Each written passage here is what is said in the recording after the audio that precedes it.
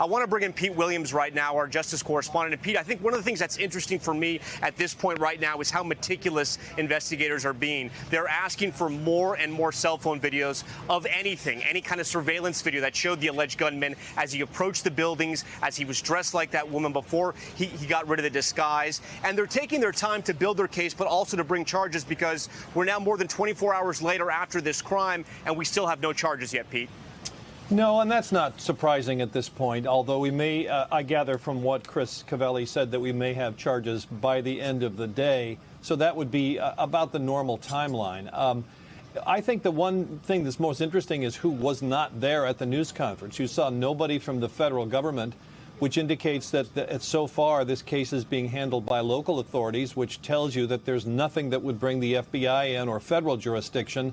And you heard Deputy Chief Cavelli say that they have no information on motive, but we've heard separately from federal officials that there's nothing that leads them to believe that this was a terror-style motivated attack. And you heard Cavelli himself say nothing to indicate that it was targeting any specific race or religion. Highland Park obviously has a considerable Jewish population, and that was one question that went through everyone's mind. But it does seem that the key piece of evidence that led them to him in the first place was, as we suspected, the trace of the weapon itself, which he dropped after the shooting, the police say.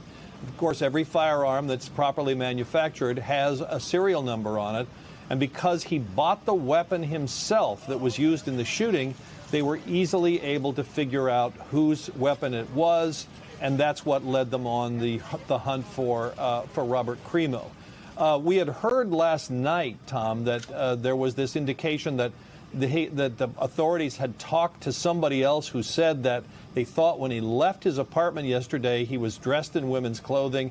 Now they've confirmed that. They believe that he did that in order to try to conceal himself so that when he left the area he could sort of more easily blend in with people and wouldn't be recognized. But no sign it's a hate crime. The trace of the weapon important.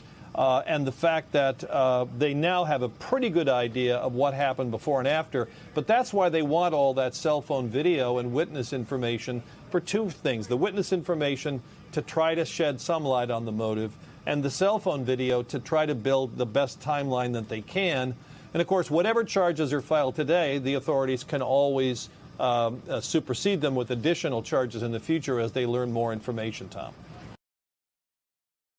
Thanks for watching our YouTube channel. Follow today's top stories and breaking news by downloading the NBC News app.